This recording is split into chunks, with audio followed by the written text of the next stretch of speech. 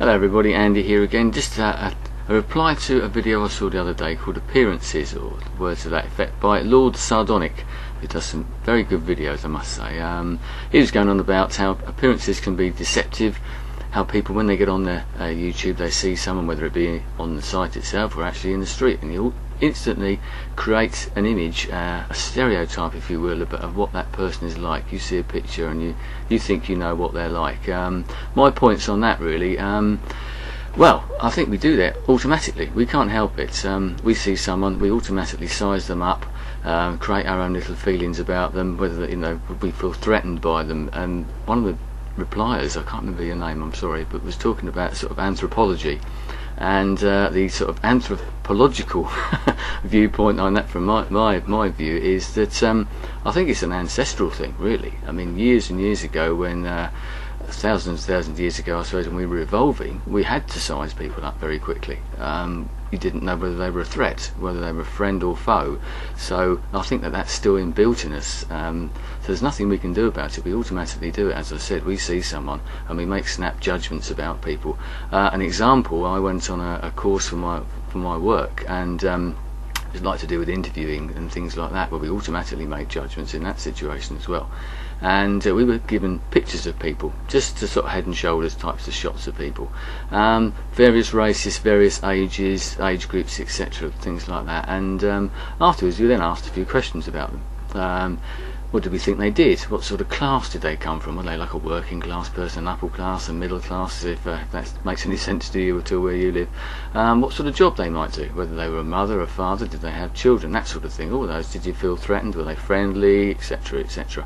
And it's amazing when you got the results afterwards, how correct you were. A lot of the people in the group, we were all quite amazed, I think, by how often we were correct about the person. So that is still inbuilt in us. The problem, of course, comes when we get it wrong, I suppose. And some people, we just get it completely wrong, and sometimes it's too late to do anything about it. We automatically make a decision and maybe don't connect with that person when we've a lost opportunity. One of the reasons, I think, is that some people, they try and disguise themselves. People like to belong to tribes, if you will. I mean, someone in the video mentioned in there about goths and punks and people like this. Well, in some ways they're conforming in some ways, but they're trying to project an image, aren't they? They're trying to get into a crowd, a tribe or something, and become within that tribe so that they're recognised in that way. So if they do dress like that, if they do sort of portray that image, it's not really surprising if someone then expect them to act the way that the majority of those people do. I know that's a vague, pretty useless excuse, I know, but you're ultimately going to see someone in the street and a punk, and some people might feel threatened by them, so they won't approach them. Smashing people. I used to be a bit punkish myself in my bygone days, I must admit, 20-30 years ago. But some people do it for a disguise, some people do it, they want to become a part of a tribe. It's an identity for them, isn't it? So some people like to shock as well, don't they? They dress up to shock people, so to get a reaction once again.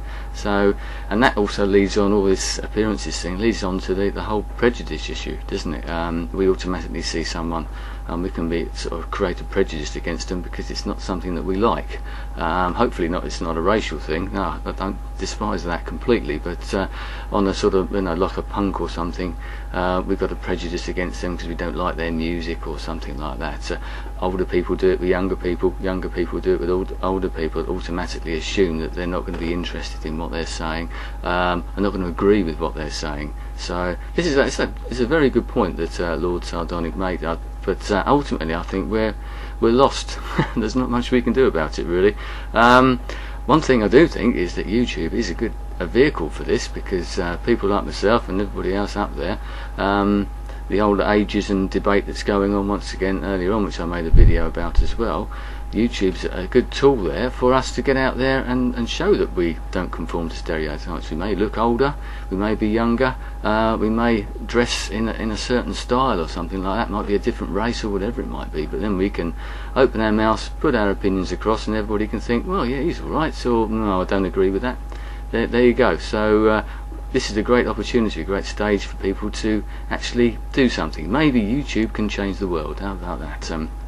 get rid of prejudices, whether it be ageism, the snap judgments we make about people's appearances and that. So I didn't intend to say that, I just thought about that as I was going along, but we do have to be aware of making assumptions. Try not to. I know it's very hard not to, but as I said, I think it's ultimately it's an inbuilt thing that we can't do anything about in some ways, but as long as we think about it afterwards, make our snap judgments, as we ultimately will, but then if we sort of stand back a little bit and think about it, give the person an opportunity to speak or do whatever, you know, prove them to themselves to you, sorry, should I say, getting tongue-tied there. But anyway, that's about it for me. Thanks for the videos, Lord Sardonic, very good, and to the other people who commented on them, I said that I did view before making this, good stuff. So maybe that's open to whole new debates anyway. Thanks very much for listening and for watching. Right, goodbye.